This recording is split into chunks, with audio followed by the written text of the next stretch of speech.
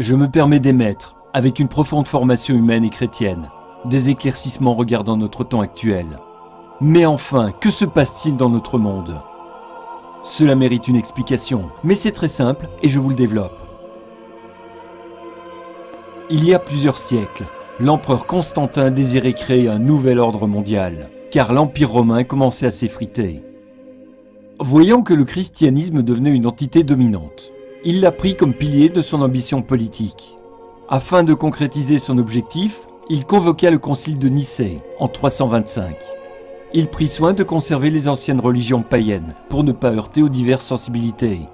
Le gnostisme, le zoroastisme, le mitraïsme, ainsi que des pratiques de religion babylonienne et égyptienne.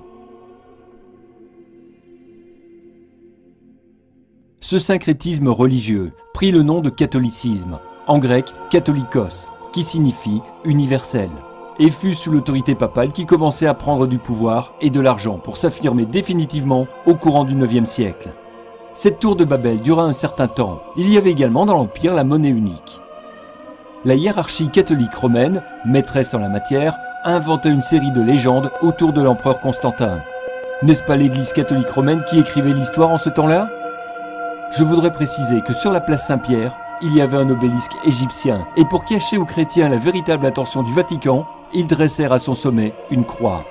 Mais aujourd'hui, le monde a oublié d'être bête. Dans le musée du Vatican, il y a des momies égyptiennes et objets ayant appartenu à l'ancienne Égypte. Lorsque les papes se faisaient promener sur la Sedia Gestatoria, il y avait les flabelli, genre d'éventail en plumes d'autruche, que les pharaons de l'ancienne Égypte utilisaient également. Ceci disparaîtra avec la réforme liturgique en 1962. Le monde en éveil et en évolution n'aurait plus accepté ces pratiques. Aujourd'hui, un autre groupe, les Illuminati, société secrète où les puissants de ce monde se retrouvent en catimini régulièrement pour décider du destin de l'humanité. Le fondateur de cette société est Adam Weishaupt, 1748-1830, originaire de Bavière, où il suivra également l'enseignement des jésuites et deviendra professeur de droit canonique à l'université d'Ingolstadt. Un groupe se formera, Bilderberg, où David Rockefeller en sera le cofondateur. Ce groupe comprend les Bush, les Rothschild, les Harriman, les Russell, les Dupont, les Windsor et d'autres familles royales européennes. Pour terminer, le pape de Rome retrouvera comme au IVe siècle son rôle de chef et de guide dans le syncrétisme religieux.